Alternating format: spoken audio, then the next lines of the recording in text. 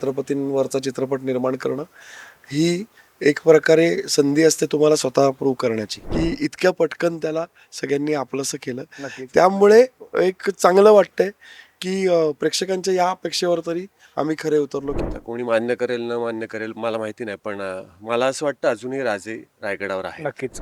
मला फार कौतुक वाटतंय तुम्हा सगळ्यांचं, की मी जे इतिहासात शिकलो मास्टर्स करताना, PhD करताना, ते सगळं तुम्ही आणलंय बरं का स्क्रिप्टमध्ये.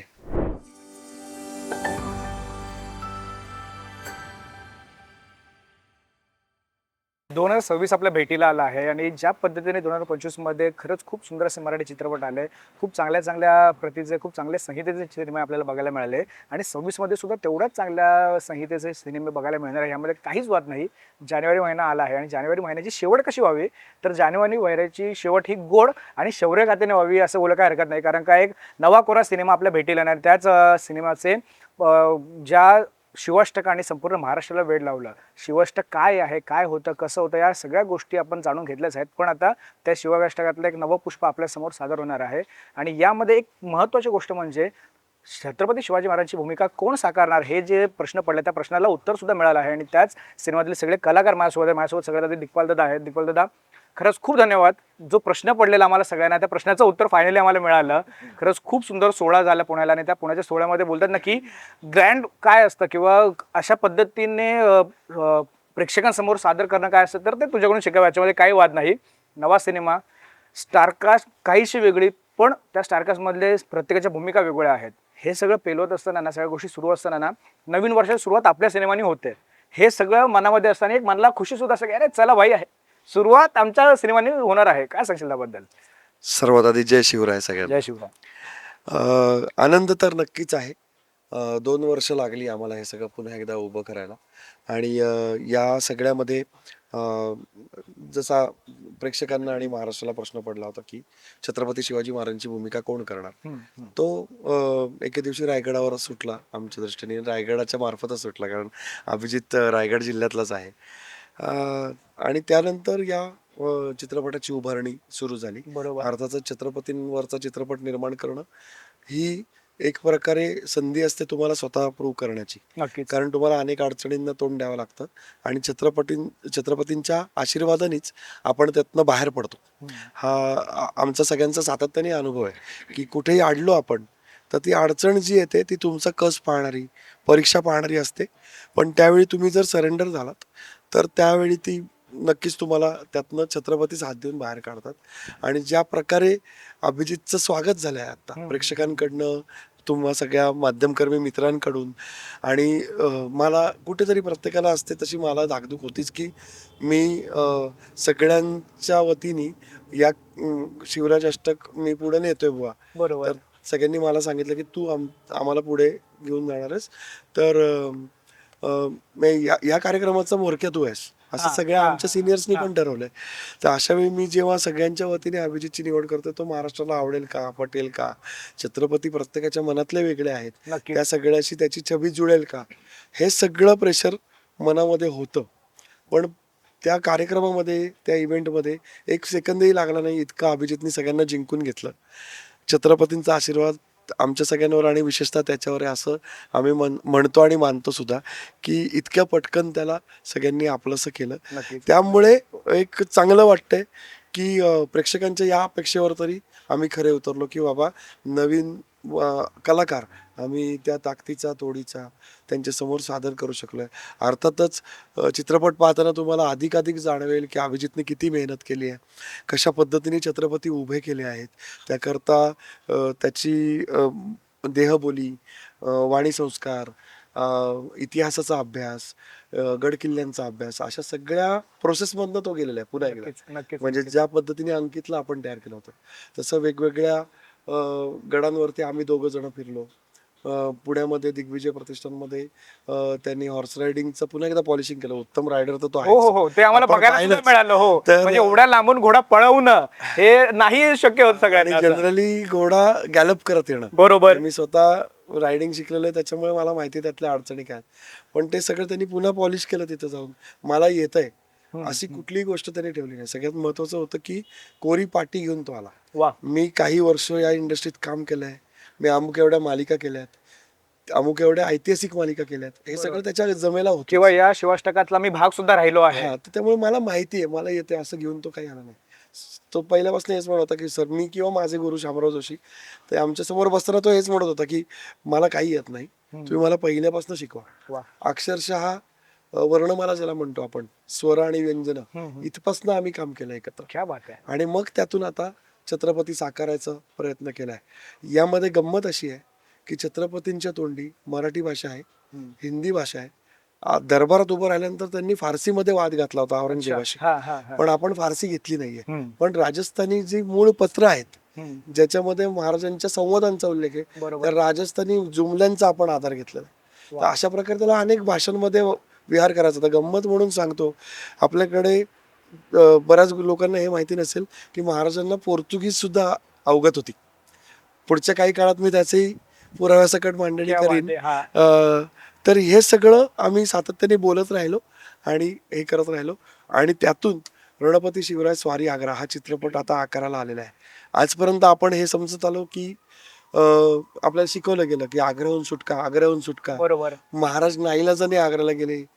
महाराज रयतेच्या कळवळ्यासाठी, आपल्या वीरांच्या रक्षणासाठी, किंवा वीर हकनाक बळी जाऊ नयेत बरोबर. म्हणून, राजकारण म्हणून आग्र्याला गेलेच, हे वस्तुस्थिती आहे.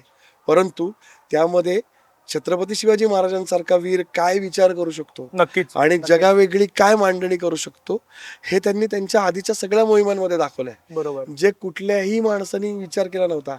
अफजल खानाची स्वारी असेल, शाहिस्ता खानावर घातलेला छापा असेल, 1,00,000 माणसांमध्ये 30 माणसं घेऊन मी जाईन आणि मी जिंकून दाखवीन, हा विचार कोण करू शकतं? छत्रपती करू शकतात. त्याचप्रमाणे इतक्या लांब दिल्लीला मी जाईन आणि मी काहीतरी अघटित करून दाखवीन, जेणेकरून संपूर्ण विश्वाला मराठा आणि हिंदू यांची ओळख पटेल. हे छत्रपती शिवाजी महाराजांनी विचार केला होता, ते मांडण्याचा हा प्रयत्न आहे. त्यामुळे रणपती शिवराय स्वारी आग्रा आग्रा. हे टायटल खूप जाणीवपूर्वक दिलेलं आहे, आणि त्याची गंमत आपण हळूहळू तुमच्या माध्यमातून उलगडत जाऊ. म्हणजे मला एक सांगायला तुम्हाला आवडेल की जेव्हा आपण मुक्ताई सिनेमा आलेला तेव्हा आपण पुण्याला भेटलेलो, आणि मला अवधूत दादांनी सुद्धा सांगितलेलं की मी आणि दिग्पाल असेच ह्याच मंदिरामध्ये बसलेलो, त्याच वृक्षाखाली बसलो, आणि आमच्या डोक्यामध्ये असं होतं की काय करूया रे, काय करूया. इथूनच आम्हाला कळालं किंवा आपल्याला या गोष्टी करायच्या, किंवा इथूनच आम्हाला आमच्या या सिनेमामध्ये कोण स्टारकास्ट असतील. तसंच काहीचं रायगडावर झालं असं बोलायला काहीच हरकत नाही, कारण रायगडावरूनच तुला उत्तर मिळालं की पुढच्या गोष्टी कशा असणार आहेत करून.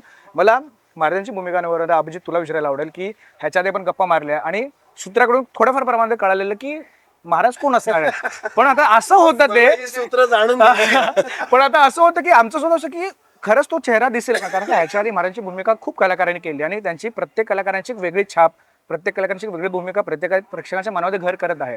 आमच्या नजरमध्ये होतं की दादाचा निर्णय आहे, पण अभिजित कसा दिसेल. पण जेव्हा मी आता बोलू सुरुवातीला की तो रविवारचा सोहळा, आणि त्या सोहळ्यामध्ये जेव्हा अभिजितची एंट्री होते, घोडस्वार करत तो येतो, आणि त्याच्यानंतर त्याचा महाराजाच्या वेशातला त्याचा जो ऑरा होता ना, तो भयंकर सुखावला. आम्हाला वाटलं की भाई चला, महाराज असे असले तर असे होते. काय सांगशील का या सगळ्या गोष्टी, आणि आता 30 तारखेला प्रेक्षकांसमोर ते सगळी मेहनत प्रेक्षकांसमोर तू मांडणार आहेस, काय सांगशील त्याबद्दल? जय शिवराय.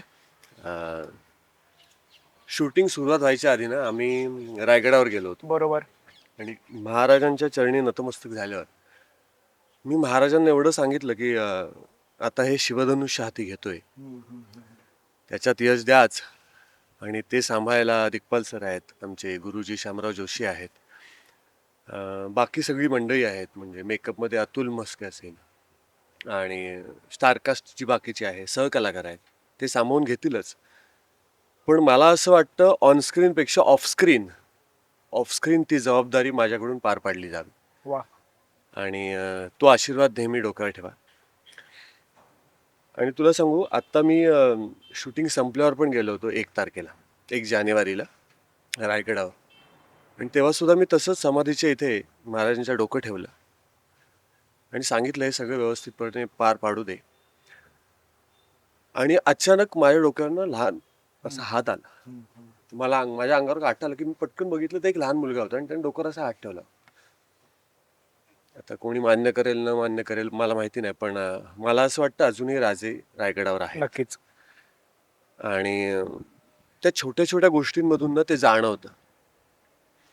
त्यामुळे रायगडाच्या इथं आशीर्वाद घेऊन आलेलो आहोत, त्यामुळे नक्कीच हे ह्याच्यामध्ये यश मिळेल.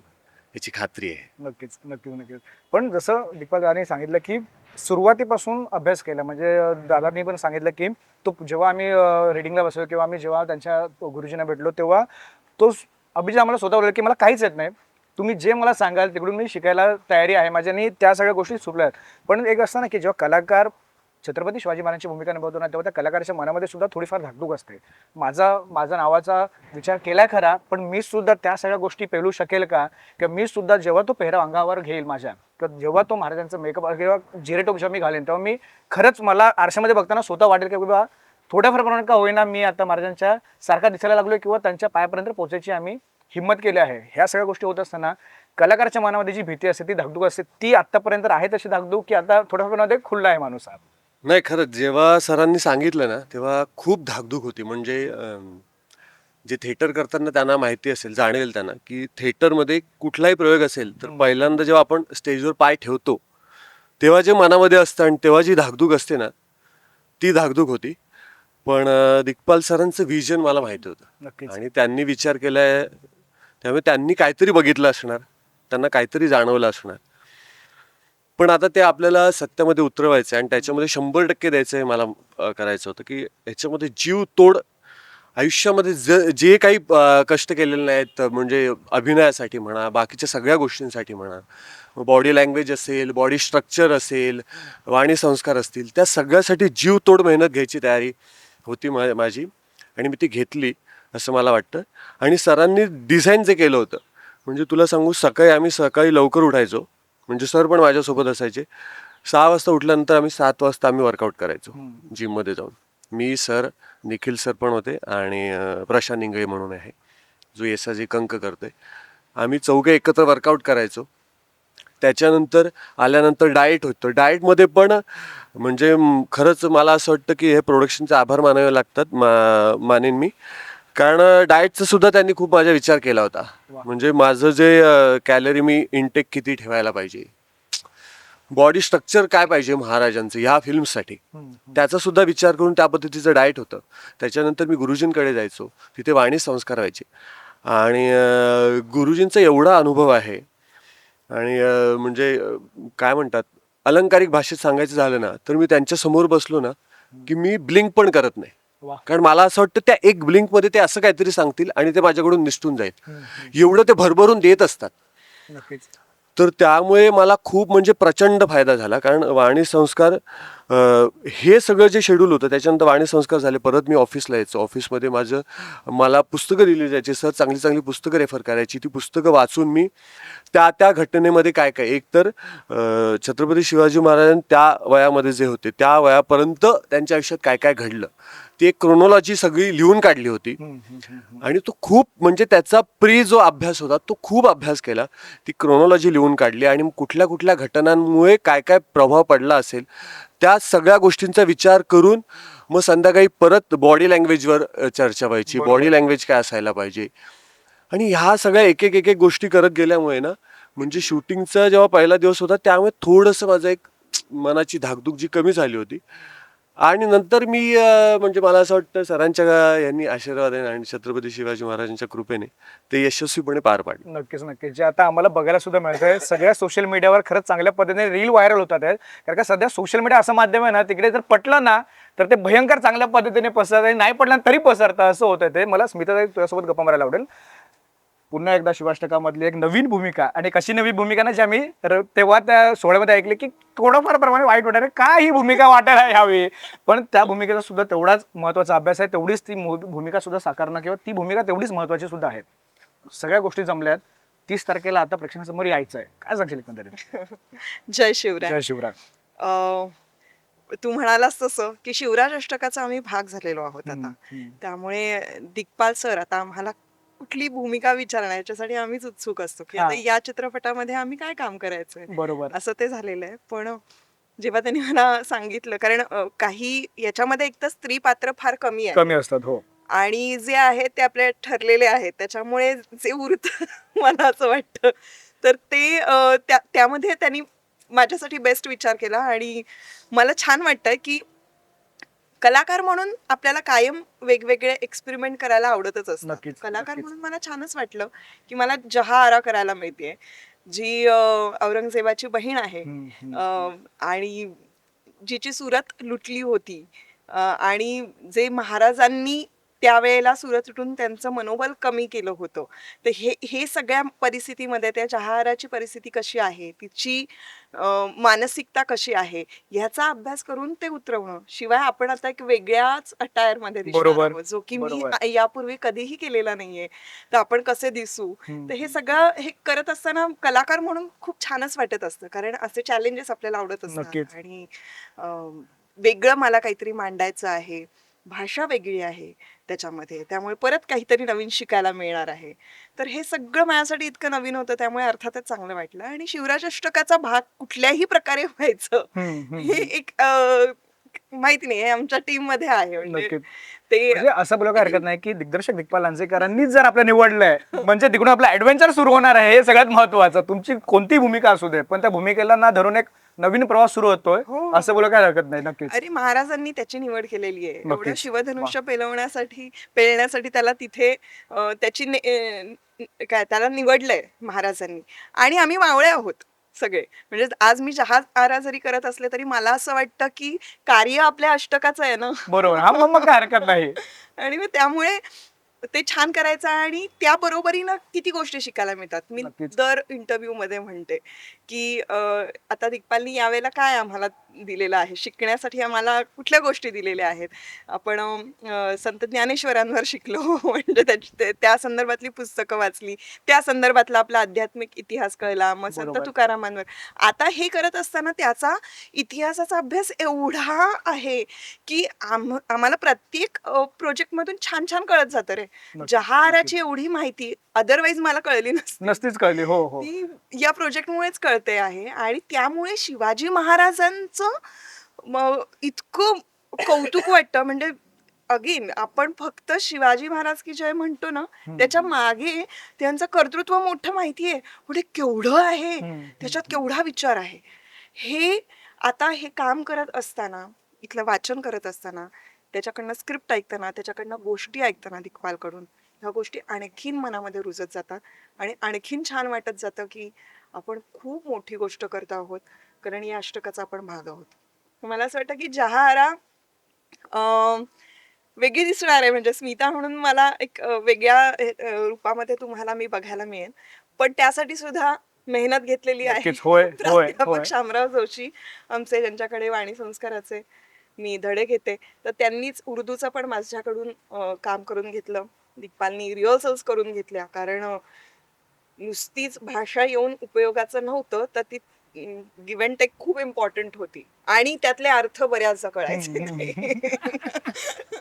सो ते व्यवस्थित अर्थ समजून घेऊन मग ते बोलणं आणि ती डिलिव्हरी प्रॉपर होणं हे खूप इम्पॉर्टंट होतं. नक्कीच. So ते नक्कीच. नक्कीच. अर्थात दिग्पाल करून घेतोच प्रत्येक वेळेला. बरोबर. तशी हो, हो, निर्धास्त हो. नसते मी, फक्त अभि म्हणाला तसं की प्रयोगाच्या आधी जे जी भीतीची प्रत्येक धाकधूक असते. वेळेला जे हो. होतं ना की पाय ठेवताना की अरे बापरे प्रयोग, ते तसं होतच होतं. म्हणजे सेटवर येताना कायम होतं माझं. बरोबर बरोबर. आणि कितीही वेळेला मला गॅरंटी आहे, कितीही वेळेला मी काम केलं त्याच्याबरोबर तरी तेवढंच होणार आहे. मी तर बोलू की ना, अशा गोष्टी घडणं ना खरंच महत्वाचं असतं. कारण का जो माणूस रिलॅक्स असतो ना, मग त्याच्याकडून चूक होण्याची शक्यता 101% असते. ज्या माणसाला भीती असते ना, तो ना भाई माझ्याकडून चूक नाही झाली पाहिजे, मला नाही झालं पाहिजे, असं असतं त्याचं. पण नाही अरे, मला असं वाटतं दिग्पालच्या समोर येणारा प्रत्येक कलाकार एवढाच अँक्शियस असतो. याचं कारण असं की तो बोलायला लागला ना की आपल्याला कित्येक गोष्टी कळतच नाहीत, माहीतच नसतात, आणि असं वाटतं अहो आपल्याला खूप पोचायचं पोचायचं आपल्याला काहीच माहिती नाही असं. हा. आणि मग एका पॉइंटला आपण फॉलो करणं सोपं असतं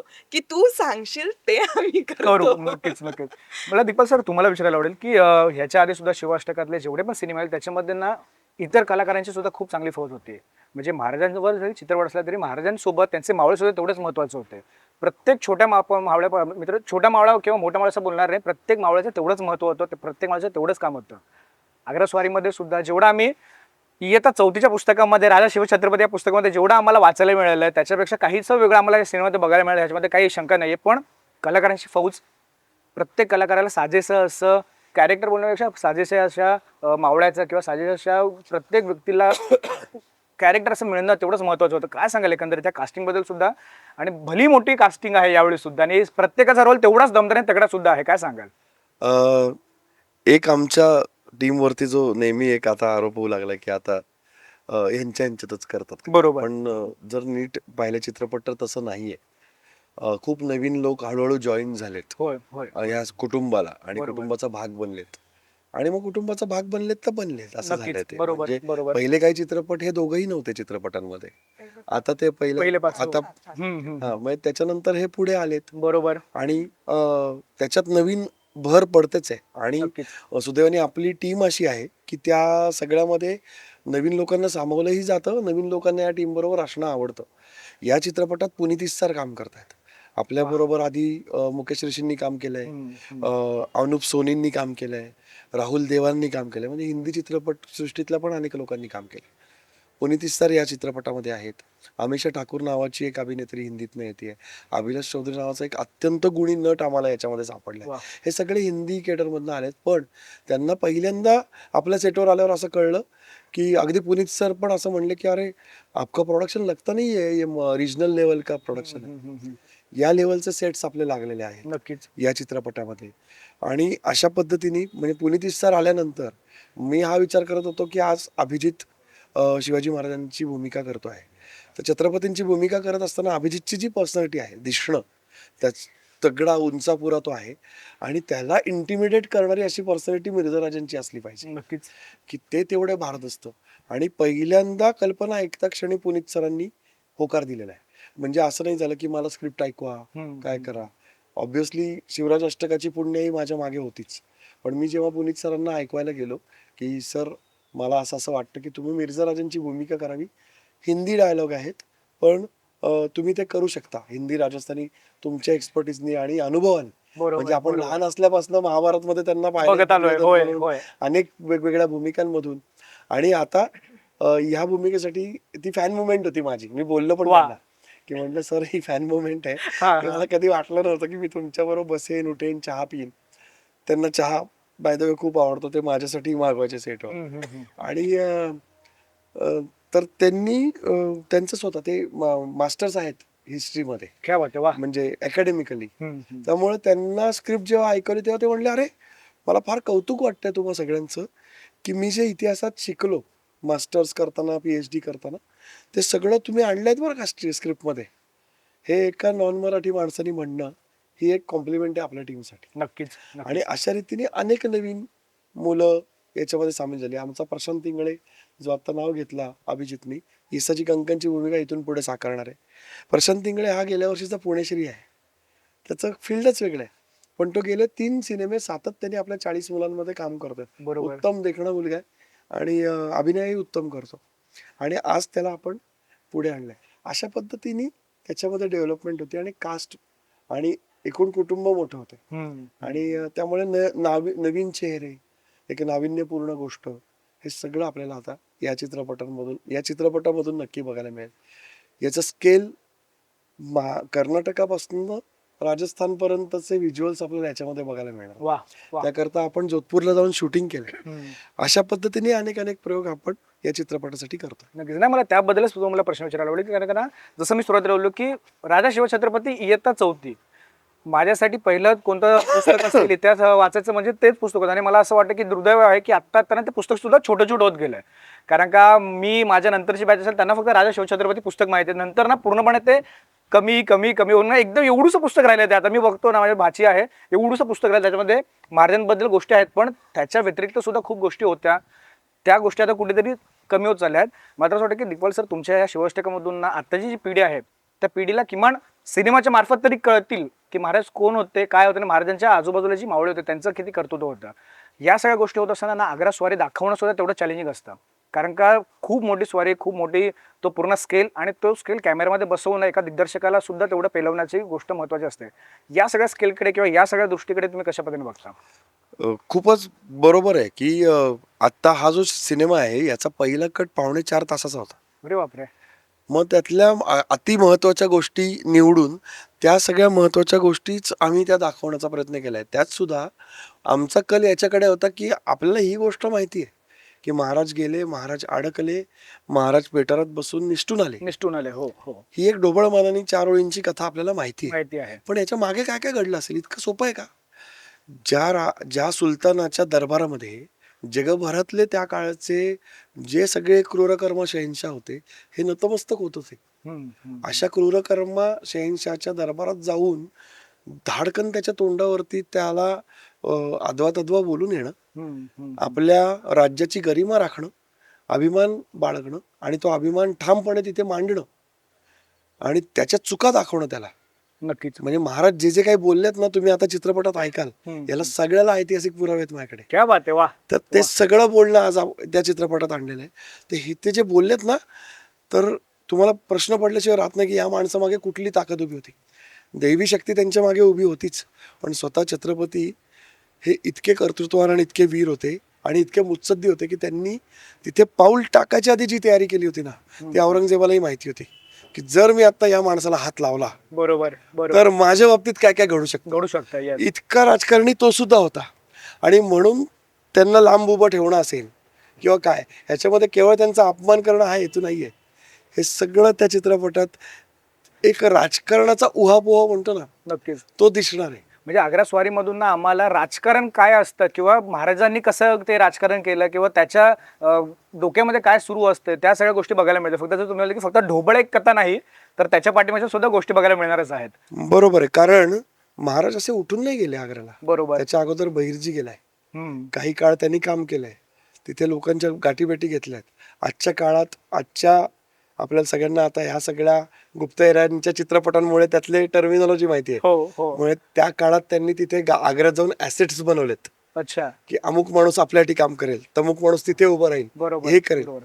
या तिथे पैसे उभे केलेत, कारण स्वराज्याचे पैसे हे रयते करताच खर्च झाले पाहिजेत, तुमच्या याच्यासाठी नाही. सोयीसाठी नाही. हे शिवाजी महाराजांचं तत्व पहिल्यापासून होतं.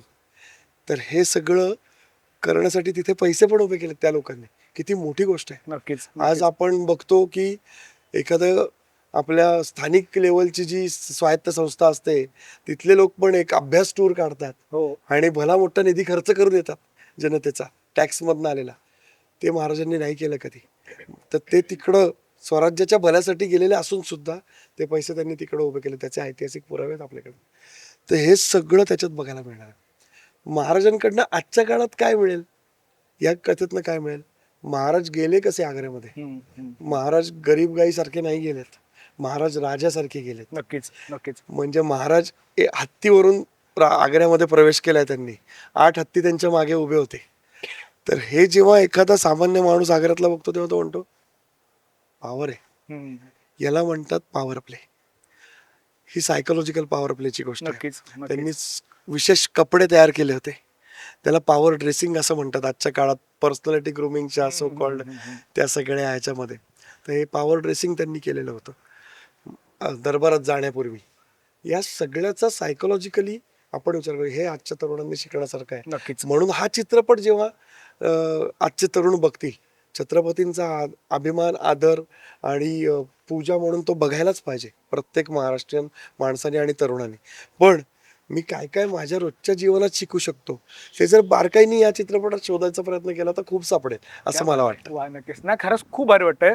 मी तुर्तास जमतो कारण ट्रेलर लॉन्च आहे आणि ना असं दरवेळेला असतं, दिग्पाल सर ना दरवेळेला असं करतात टीजर तुम्ही बघा, पण ट्रेलर लॉन्चला ना भरपूर लांबवत ठेवा असं की सर कधी येणार. पण अशी अपेक्षा आहे की लवकरच तो आम्हाला ट्रेलर बघायला मिळेल आणि त्याच्यानंतर खूप काही गोष्टी कळतील. आणि सिनेमा तर आहेच. सिनेमानंतर मला तुमच्यासोबत गप्पा मारायला आवडेल, कारण का जसं सरांनी सांगितलं, जसं अभिजित तू सांगितलं आहे, तुम्ही सुद्धा सांगितलं की खूप काही गोष्टी ना तुम्हाला सिनेमा बघितल्यानंतरच कळेल. नेमकी आग्रा स्वारी काय होती, कशी झाली, काय नाही झाली, त्या गोष्टी आपण सिनेमा रिलीज झाल्यावर बोलूच. पण अशी एक छोटीशी मागणी की लवकर जरा ट्रेलर आम्हाला दाखवा. आम्हाला खूप लवकरच ट्रेलर तुमच्यापर्यंत येणार आहे.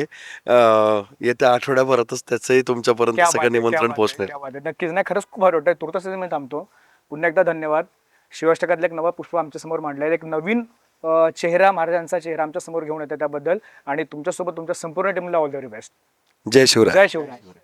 सोशल मीडियाच्या भाऊ गर्दीत विश्वासार्हतेने चकाकणारे नाव म्हणजे लेट्सअप मराठी. नाही, सगळ्या नागरिकांना ती स्पीच ती right लेट्सअप वरील मुलाखती म्हणजे विचारांचा खजिना. त्यानंतरच्या निवडणुकीमध्ये मला सोडून गेले. बातम्या केवळ वस्तुस्थिती सांगणाऱ्या, न प्रोपगंडा, फक्त जनतेचा अजेंडा.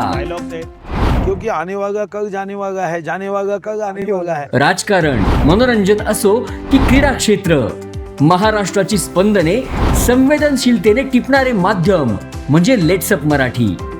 जगासोबत एक पाऊल पुढे राहण्यासाठी लेट्सअपचे ॲप, सोशल मीडिया आणि वेबसाईट सोबत कनेक्टेड रहा.